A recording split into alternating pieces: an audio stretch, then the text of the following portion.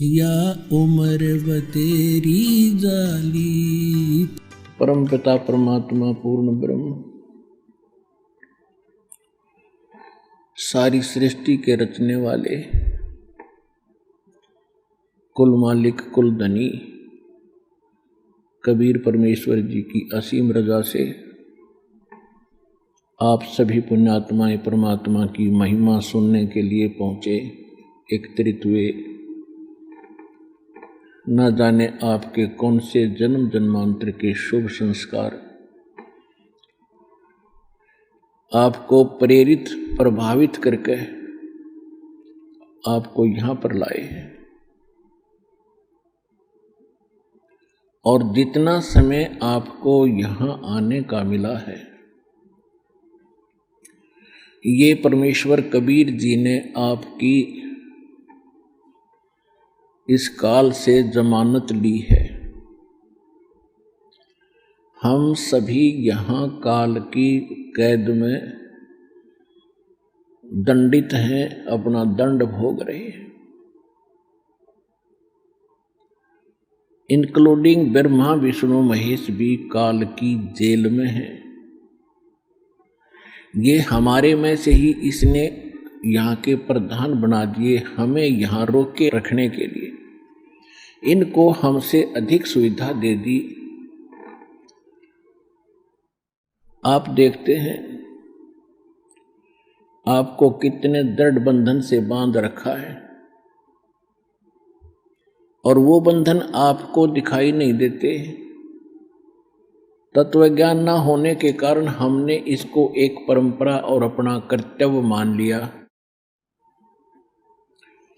सांसारिक कार्यों को करना, बच्चों की परवरिश करना, और उसके बाद यदि कोई पैसा धन अधिक बच जाता है तो बकवाद करना, शराब पीना, डांस देखना, डीजे बजाना, विवाह के अंदर अधिक खर्च करके प्रभुता का पात्र बनना। इस प्रकार की हम बकवाद करने लगे। और हम कितने दृढ़ बंधन से बांध रखे काल भगवान ने। हमारे अंदर, हमारे परिवार में कितनी ममता और मोह है। हम एक पल भी अपने परिवार के बगैर नहीं रह सकते। कहीं भी कार्यवश जाते हैं तो शाम को कोशिश करते हैं घर पहुंचे। और हम क्या करते हैं, सारा दिन केवल एक पेट पोषण के लिए, परिवार पोषण के लिए ही सुबह उठते हैं, खाना खाते हैं, अपने कार्य स्थान पर चले जाते हैं, अपने फील्ड पर चले जाते हैं, दुकानदार दुकान पे, किसान खेत में, मजदूर अपनी मजदूरी के लिए, और नौकरी करने वाला अपनी नौकरी में। और फिर क्या करते हैं, शाम को आके पड़ गए। दिन में तो ये इधर उधर की बातें की, रात को उनका चिंतन सौपन में। सुबह उठे फिर चल दिए, शाम को आके पड़ गए, फिर उठकर चल दिए, फिर पड़ गए, फिर उठकर चल दिए, फिर मर गए। क्या यही काम था इस जीव का?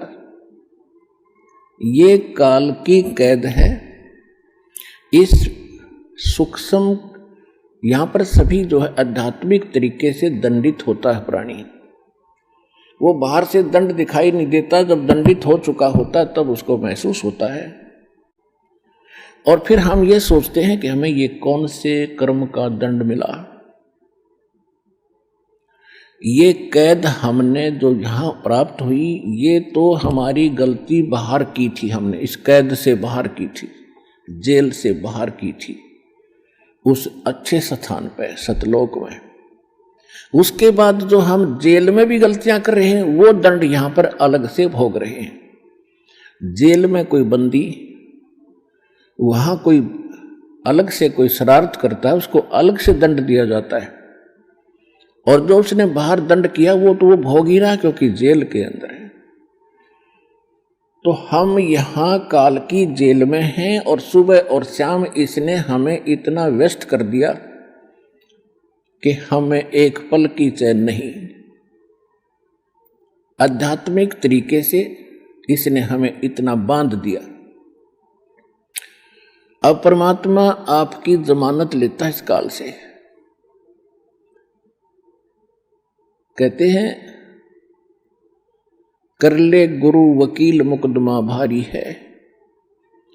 परमात्मा आपके मोक्ष प्राप्ति के लिए ना जाने कितने रोल करता है, कितनी भूमिका करते हैं।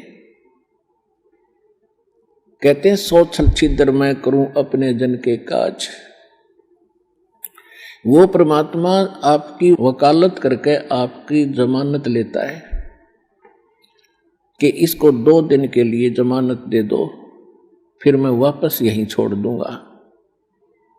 ये 2 दिन सुख का सांस ले आवे सतलोक आश्रम बरवाला जिला हिसार में।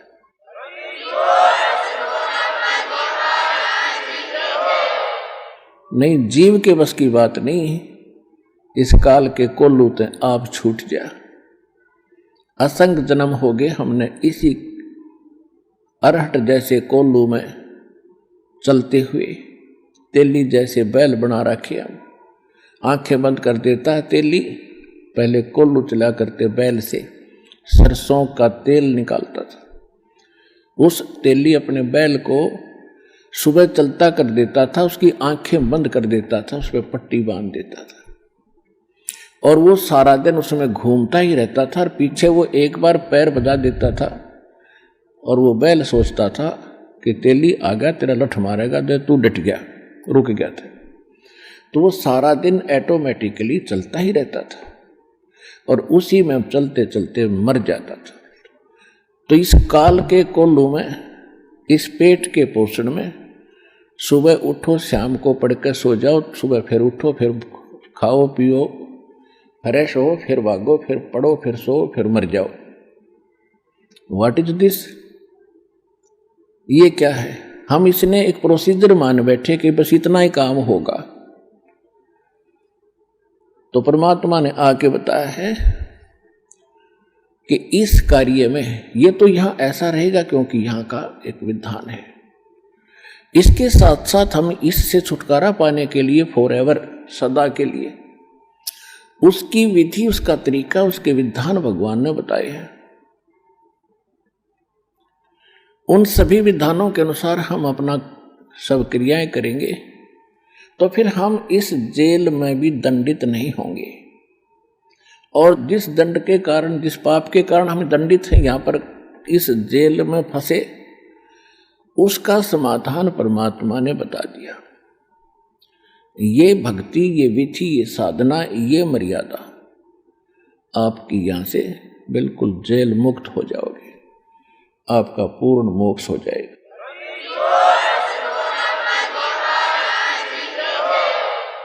तो उसको आपने